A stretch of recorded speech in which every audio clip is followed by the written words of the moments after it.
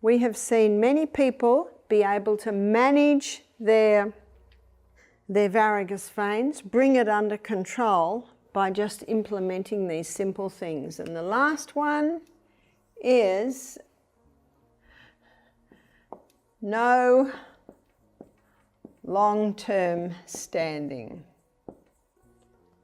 In other words, you should not be on your feet hour after hour after hour. That should not be. If you've got varicose veins and that's your job, you've got to get another job. Have you ever noticed those twisted, swollen veins on your legs and wondered if there's a way to get rid of them naturally? Well, varicose veins are more than just a cosmetic concern. They can cause discomfort, heaviness, and even aching sensations. This condition affects millions, making everyday activities feel more challenging. But what if I told you there's a natural way to support healthy circulation and reduce their appearance? A few simple lifestyle changes and natural remedies could make a difference without the need for expensive treatments. So how can you help your veins function better and feel more comfortable? Can you really improve circulation naturally? Stay tuned as we explore an effective science-backed solution that may help you on your journey to healthier legs. As a thank you for joining me today, we're giving away 100 free copies of my best-selling book to subscribers. So if you haven't yet, hit subscribe, like this video, and comment why you want to win. And many people are struggling with problems in their legs. So I'd like to look at legs. Let's begin by looking at varicose veins.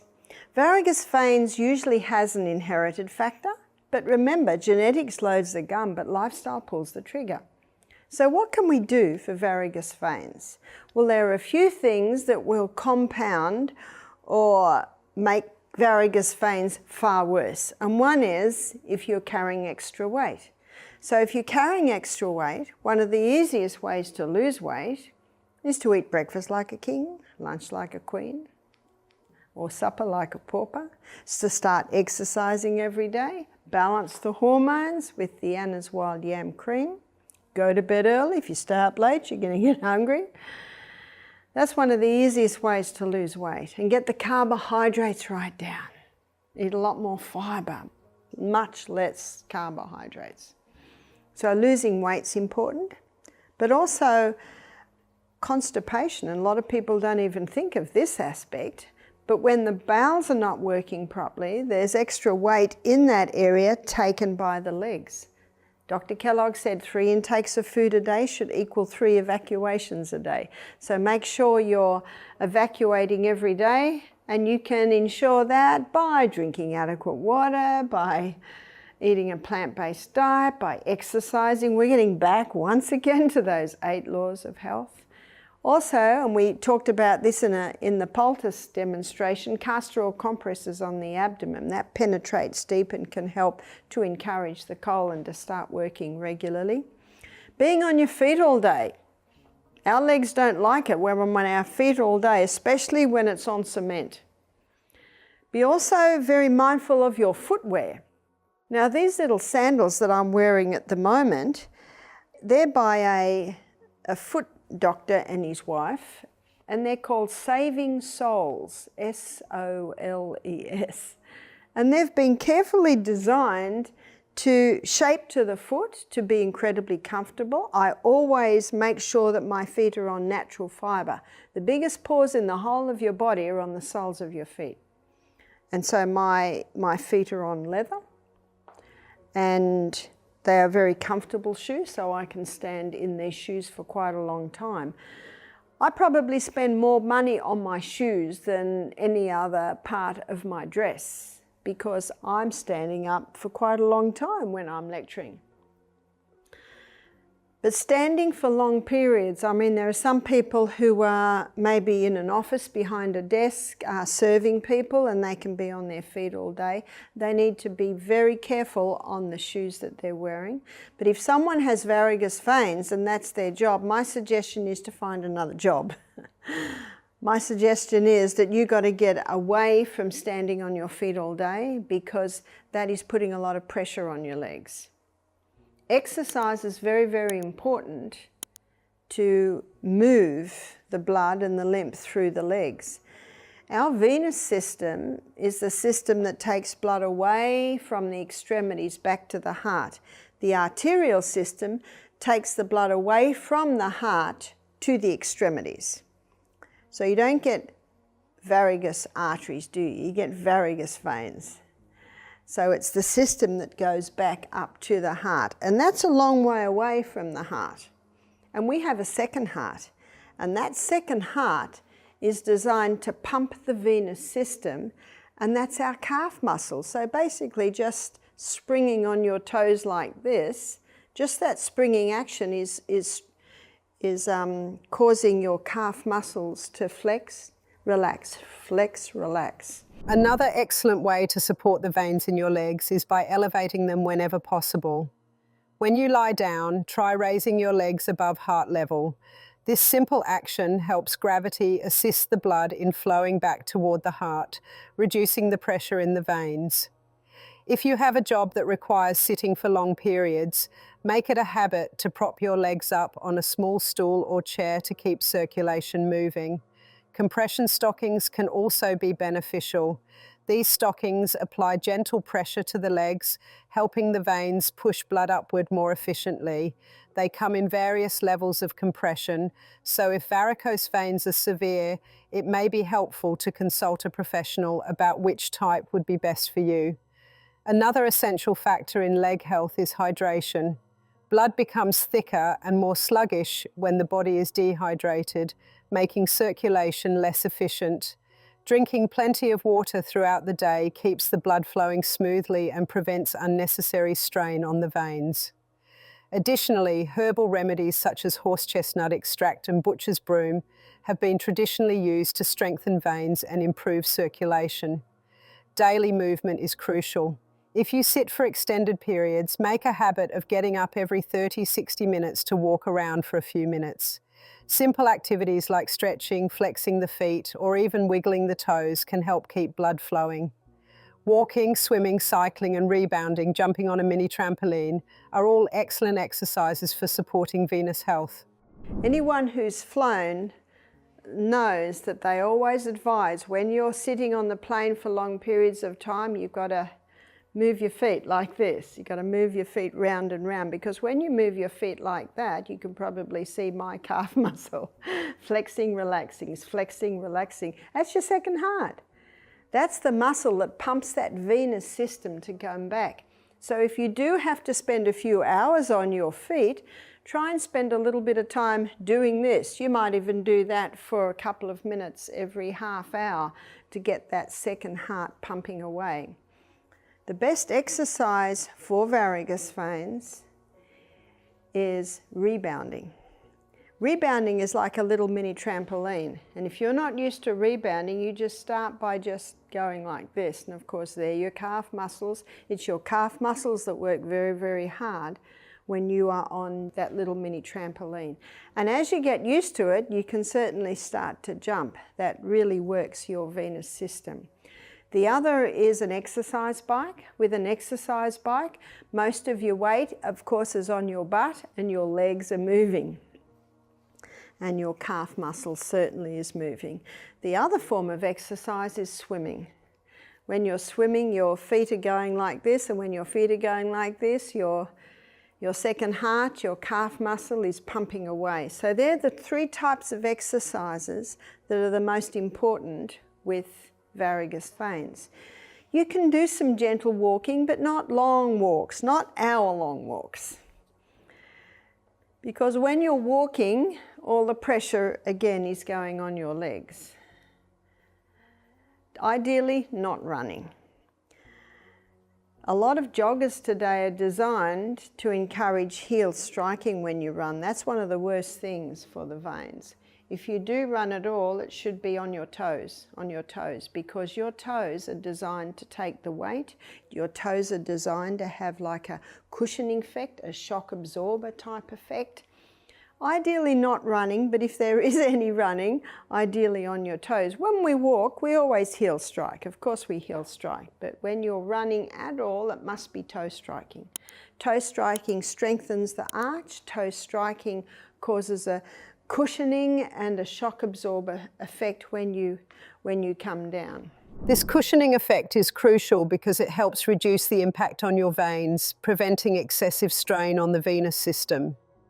When you heel strike while running, the sudden jolt travels up your legs, putting pressure on your veins and increasing the risk of varicose veins over time. Toe striking, on the other hand, allows your muscles to absorb the shock more effectively, reducing the burden on your circulatory system. Another important factor in supporting vein health is hydration. When your body is well hydrated, your blood flows more easily, preventing it from becoming too thick or sluggish. Dehydration can contribute to poor circulation, making it harder for your veins to transport blood efficiently back to your heart. Drinking plenty of water throughout the day keeps your blood viscosity optimal and helps reduce the risk of swelling and discomfort in your legs. Diet also plays a significant role in vein health.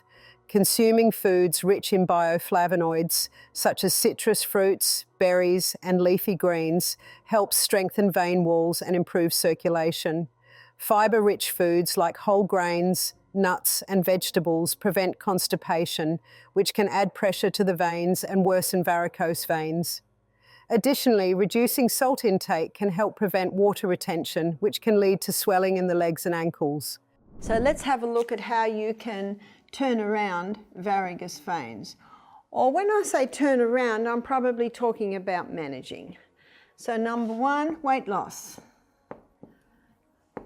Take steps with weight loss.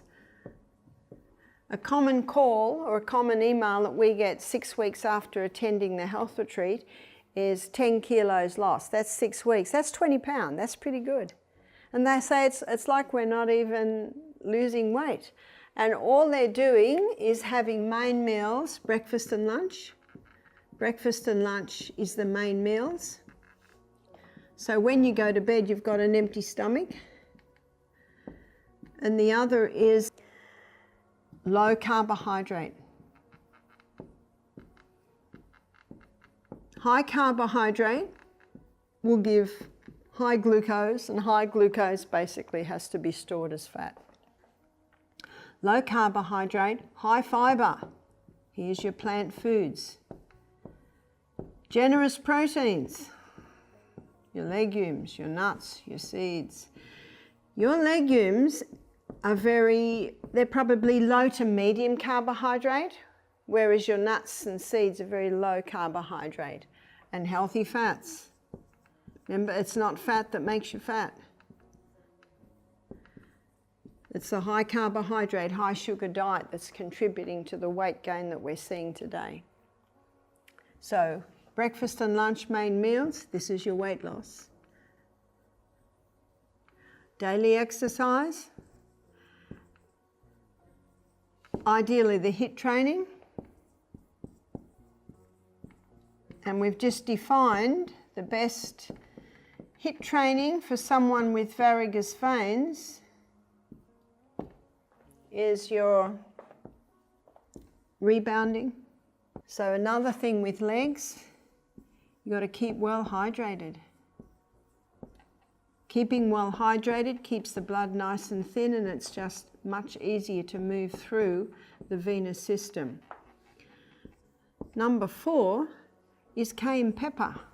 Why cayenne pepper? What's cayenne pepper got to do with varicose veins? Cayenne pepper taken internally, it not only thins the blood, but it strengthens and gives integrity to the arterial and venous walls, because that's what you want to do. You want to strengthen those venous and arterial walls. This type of exercise will strengthen it because around your blood capillary system, arterial and venous, there's a muscular network. So when you're exercising, you're strengthening that muscular network, you're increasing blood supply. That's why it's vital that you have nourishing food going in, that it's well hydrated, the blood's nice and thin, and that through exercise you're getting nice amounts of oxygen, which also help to strengthen the cells that line the venous system. So how much cayenne pepper? We'll start with 1/4 teaspoon in a little water, maybe third of a cup of water. And of course what this will also do is it'll boost your digestion, so it'll do quite a few things. So cayenne pepper strengthens and gives integrity to the venous walls from the inside, the whole of the capillary network. Number 5 is lift or elevate. Here we are, elevate the legs. It's a good idea when you're conquering your varicose veins is elevate the legs even for 15 minutes a day, put them way up. So maybe in the afternoon, sit down, get a good book, or if you might be a knitter, I'm a knitter, and elevate those legs up and get the blood coming more back into other parts of the body. It will take pressure off the legs. So the other is early nights. Your legs need a good 8 hours. So you want these legs elevated for 8 hours a night. Getting enough sleep is essential because nighttime is when the body repairs itself. While you sleep, your circulatory system works to reduce inflammation and strengthen the veins. If you're not getting enough rest, your body has a harder time healing, which can worsen varicose veins over time. Aim for a consistent sleep schedule and make sure your legs are elevated properly to reduce swelling and improve circulation.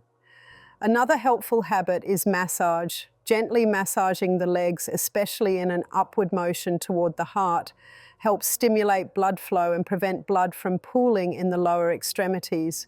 You can use essential oils like lavender or cypress, which are known for their circulatory benefits. Just be sure to apply gentle pressure, as too much force can actually damage the veins.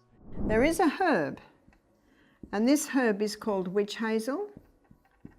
And witch hazel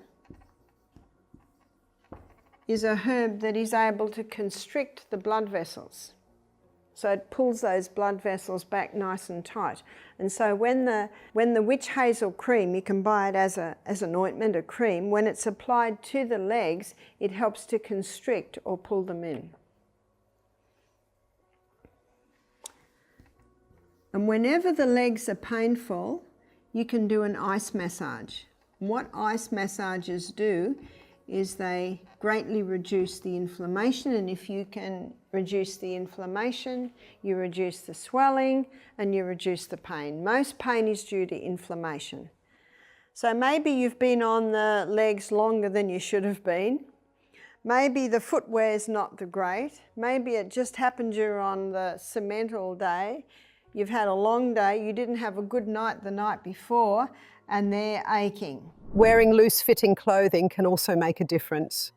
Tight clothing, especially around the waist, thighs or calves, can restrict circulation and contribute to vein problems. Opt for comfortable, breathable fabrics that allow blood to flow freely.